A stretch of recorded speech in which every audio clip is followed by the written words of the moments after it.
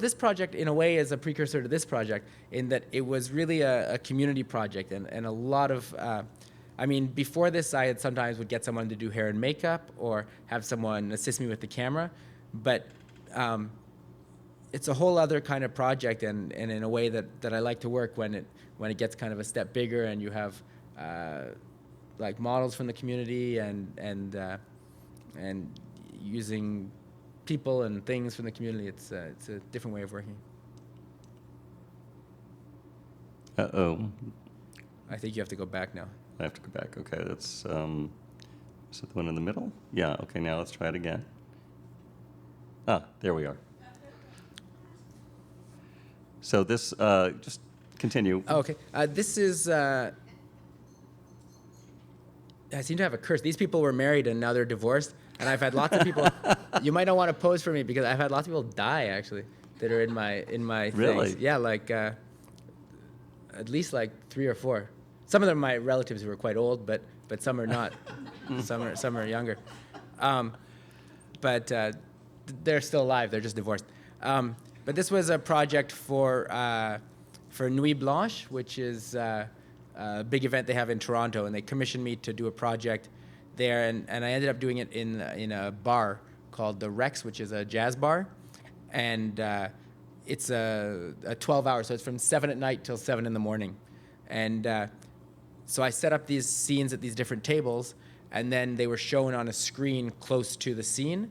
But so I shot 2 weeks before the event, and so on the event, the ketchup and the fake, all the food was fake. So the fake lettuce, fake fries would be on the table, and there would be a screen a few feet away from the table showing this video, which is also in a way a precursor. So you're saying they reenacted it 2 weeks later? No. No. 2 weeks later, there was this video playing next to this table, like it was shown Next to the in the table bar where it was shot. Yeah, Okay. yeah, exactly. Mm-hmm. And there's another one, I think, from this series here. Yeah, exactly. And so this ended up, now it's something that I've used in some more recent projects, which is that the screen becomes like a mirror, or sorry, not a mirror, a window, in that it's the screen, in this project it wasn't quite, but in some new ones, the screen ends up going where the camera is. So I would, like, let's say I shoot a video of you from here, then the exhibition would be the empty chair and the screen here. Mm-hmm. And so in the screen you see you when you were sitting there, if that makes sense. And this one is called A Vulgar Picture.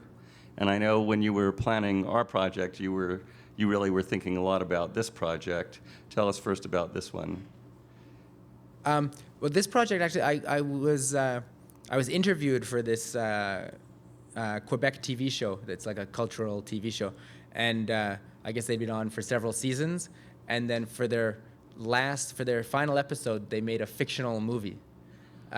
But they wanted to relate it to their TV show, so they asked me to do a tableau vivant. So are these performers of a TV show then? Yeah, so the woman in the middle, like the kind of queen character, is the host of the TV show. And so in the scene, I think she's trying to basically figure out what she should do with her life after the show. It's kind of like, it's fiction, but it was what she should do after the show's over. And the guy to her left with the white frilly collar was kind of talking to her. And then the guy standing up in the back is telling him, like, hey, be quiet, this is art. But I shot this. So the deal was that I said, okay, fine. But I was like really quite busy with other projects, and this project seemed to be quite over the top. So I said, it was part of CBC, which is like the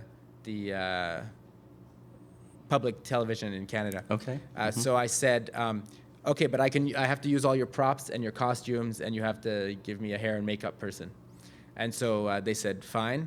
And the models are kind of Quebecois actors, and there's some kind of Quebecois stars here. And then the people so I guess 1, 2, 3, 4, 5. So 3 of them are a band. 4 of them are actors. One of the actors' boyfriend, and then another 4 of them are people that worked on the show in the production. And of course, what's the art historical source? Well, it's loosely based on the Rake's Progress. Of Hogarth. Of Hogarth, which I guess I learned first of all as a series of etchings when I was studying printmaking. But then in the Soane Museum in London, I saw the originals. And the Soane Museum is an amazing kind of cabinet of curiosities place. So that kind of got me thinking about it again. I just wanted, so in the end, I just kind of jammed everything in it. So it has the skulls in the corner and the pheasant and the mini piano and the candle. So it's kind of a just over-the-top scene. Okay, and there's, give a little sense of the process behind the scenes. This one actually, because they gave me all this assistance, we actually showed up at 8 in the morning and I left at 2 p.m. and it was finished. We just got in there, put everything up. Okay, this is another series we have on view here, Unwrapping Rodin. And you want to tell us briefly, since we're running a little short on time? Okay. Yeah. Well, this project is a remake of a series of photographs that a friend of mine took. But it also ends up reading like a Muybridge sequence. And here you can more clearly see that, I think, than downstairs. And I think David's done a good job of picking 4 from the series. But here you really can read it as a kind of an animation. And I wanted to kind of make these photographs in the kind of style of what you would see in an art history book. So really kind of flat lighting and very kind of unemotional. But then the unwrapping in this kind of act of this sculpture kind of emerging from this wrapping ends up kind of taking on a life.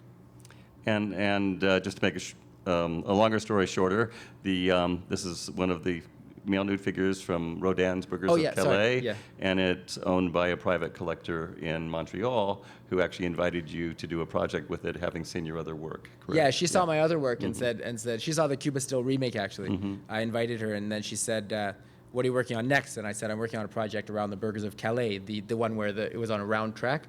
And she said, "Oh, you should come to my house. I have one of the burgers at my house." So that's where. So I went over, and it's it's about six and a bit tall. And here's an installation involving those. You want to tell us briefly what's going on there? Sure. This is, I went to Calais where they have, so I figured I worked already on the last cast in Seoul, and this is with the first cast, which is outside the city hall in Calais, France. And the videos are all vertical, and I went up a ladder and held the camera, it's handheld, and so the movement in these videos comes from me. So in the other videos, the camera's always on a tripod, and the movement comes from the models. Here, the models are made of bronze, so the movement comes from me as a viewer. And it's and so all 6 of them are kind of moving around a little bit, so it's kind of disconcerting in a way. And at the bottom are crates, and the crates each have the name of one of the burgers on it, so it's as if the piece was taken from Calais and then reconstructed, and the sculpture then becomes kind of the shape of it's a similar mass to the sculpture. Well, it also relates to what you did in the photographs, which is that you included the wrapping. Yeah. You talked about that today with our docents, that normally in an art history book you would never see the packaging, you would just see the artwork. So you've included the packaging by including the crates in the videos. Yeah.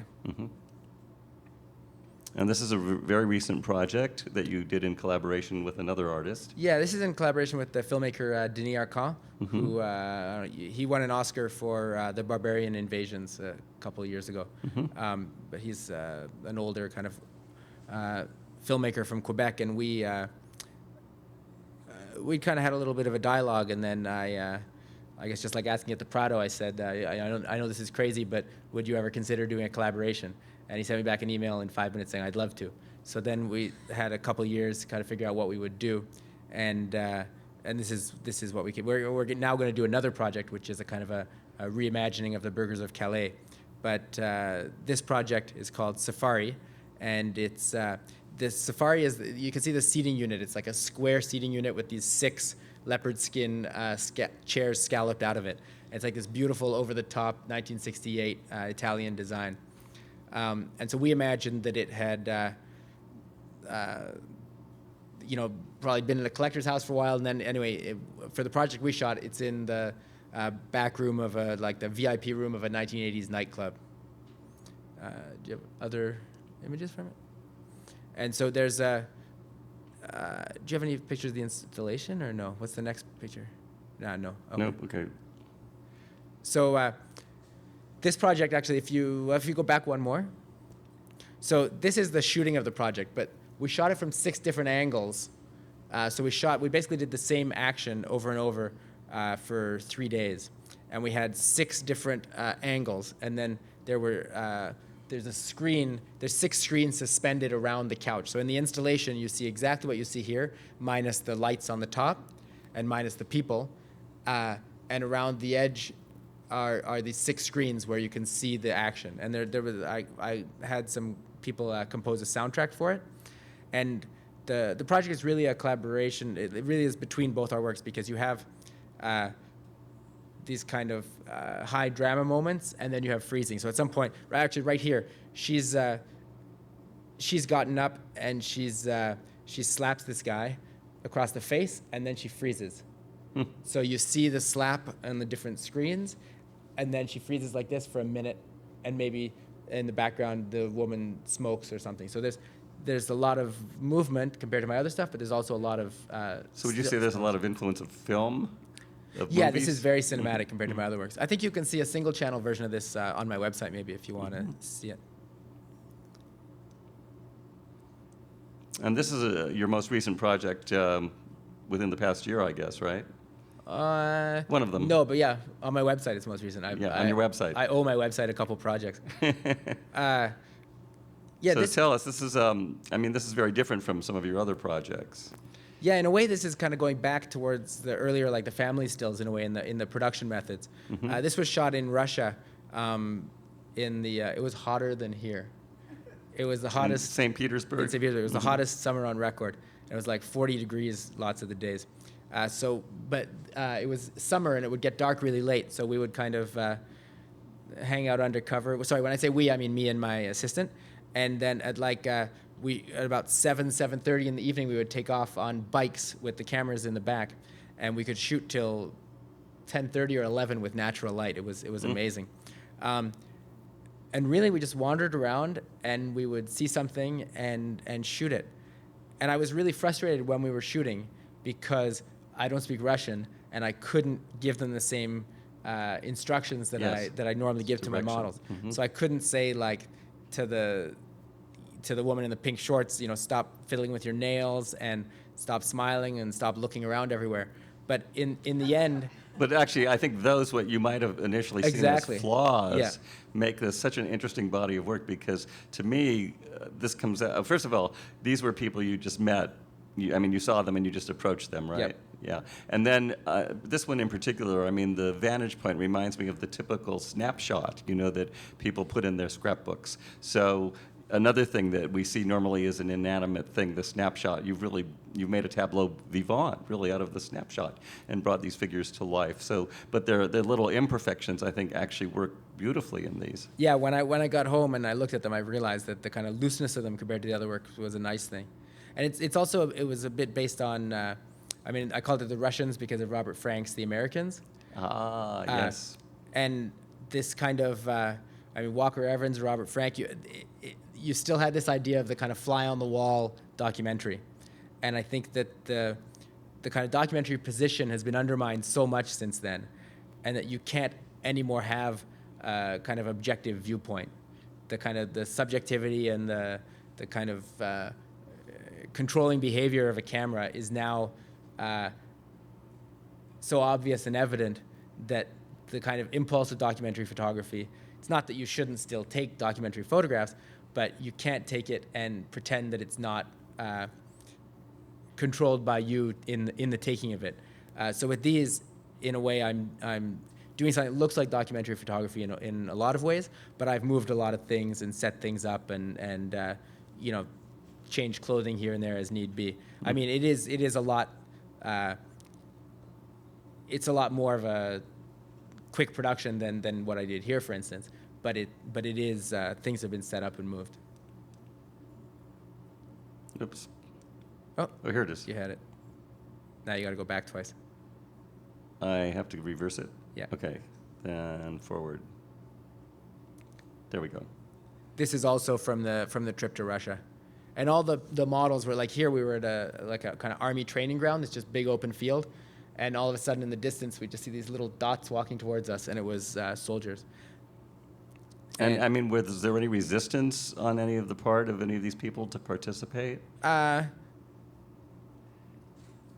No, lots of. Did they have a sense of what you were really doing? That you were an artist? That we weren't just taking, family footage or whatever, vacation footage? Well, I showed them. I had some kind of. I had my little pamphlets from other exhibitions, and so I would show them what I was doing, and then ask them to do it. And as part of the deal, I took pictures of them that they could use. Some people, I followed them home and took pictures of a new house they had built. Some people, I took pictures of them and their parents or grandparents. So I just did kind of portraits of them afterwards, and that's what I gave them. They could use it for Facebook or print them or do whatever they want with it. But I mean, certainly I had resistance. I had people that didn't want to do it, but they didn't do it. But the people that posed for me, they didn't seem to mind. But it was really hard to explain to people to keep standing still when I don't speak Russian and they don't really understand what I'm doing. Mm-hmm. Which now brings us to our pride and joy, the project at SAMA, Daydreams of the Drunken Scholar. So very quickly, most people know, but for those who don't, we invited Ed here. We invited him to go through the various parts of our collection.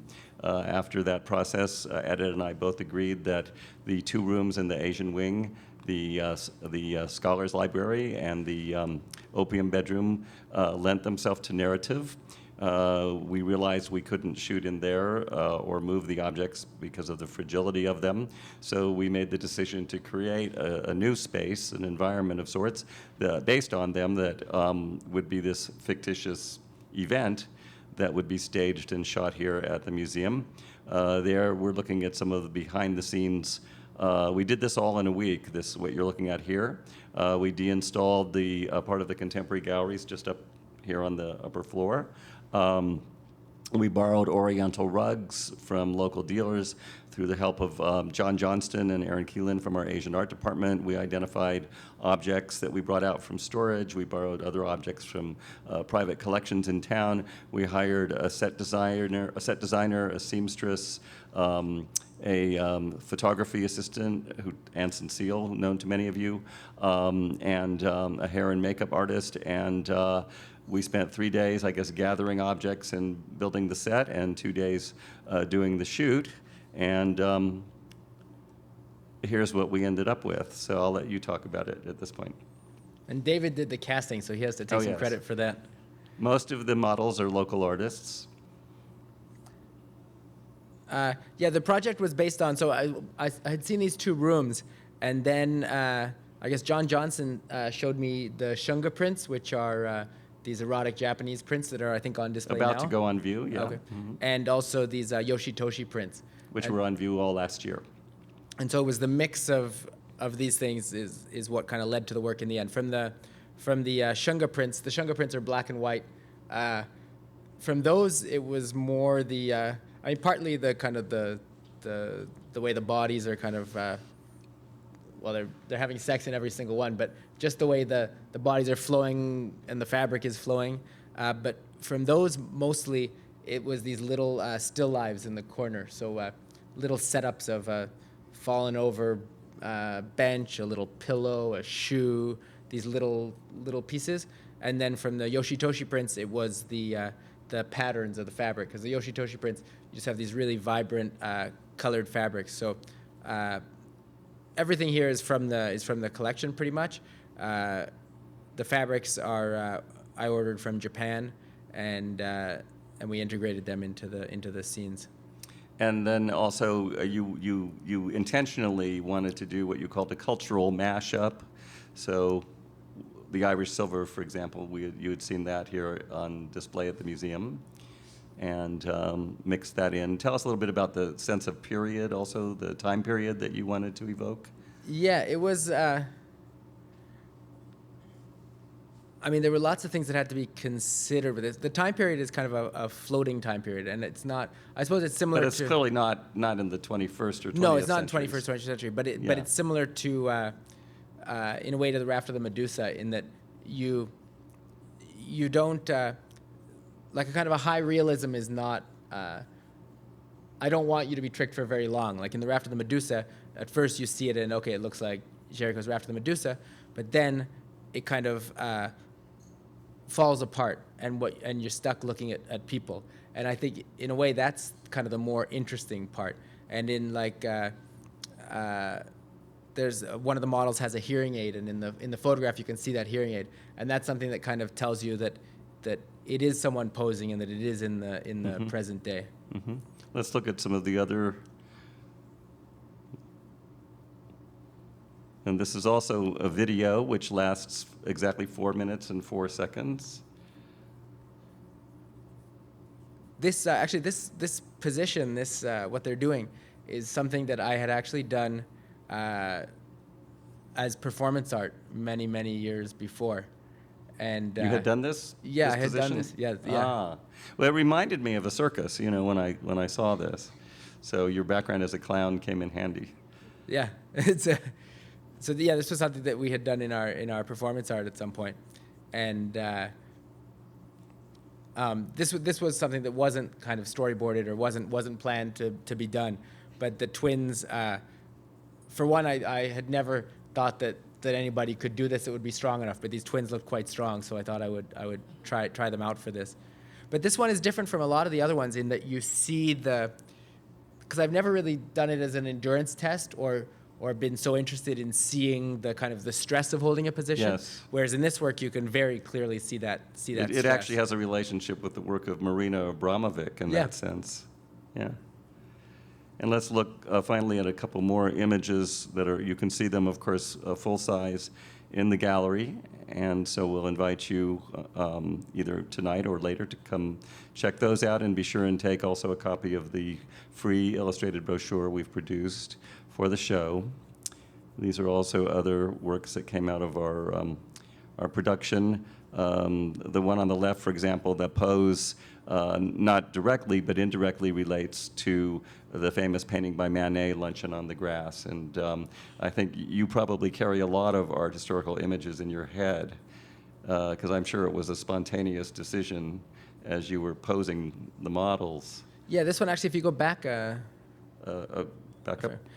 In the one on the left, when I was shooting it, I did realize that the what's his name? He works here, right? The red. Matt Van Hellen. Matt Van Hellen. I realized that he was in that pose, but it wasn't certainly not in the one where you spotted it. Mm-hmm. It wasn't on purpose, and here either. Here I noticed in the shooting, but I think it is. We all have kind of an image bank, and I guess if you study art history, then your image bank includes lots of art historical references. Mm-hmm. Sometimes it's in certain works it's a remake. In here, anything that looks like that is just spontaneous. Mm-hmm. Okay, so let's turn the house lights up, and thank you. Thank you. And invite the audience to ask questions as soon as the lights turn on. Also, we'll be passing a microphone as we are recording. So please wait till the microphone reaches you before asking the question. So we'll just give them 1 second here I think there's a way to turn them on from upstairs, but I know they can be turned on from down here. And voila. Yes, okay, a little brighter. There we go. Okay, questions from the audience? Nobody has anything okay. In the back, if you would wait for the mic, it's coming your way. I have a question. When you're working with individuals that are under 18 as models, do you have to have them sign a release form, or their parents sign a release form to be able to use them? Yeah, that's a good question. I'm trying to think. I haven't done it so often, but I get all my models to sign a release form.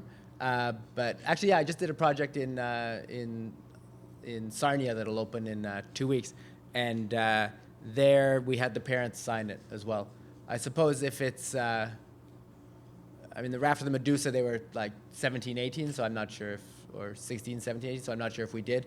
But I certainly want the parents to know what their kids are up to and to consent to it.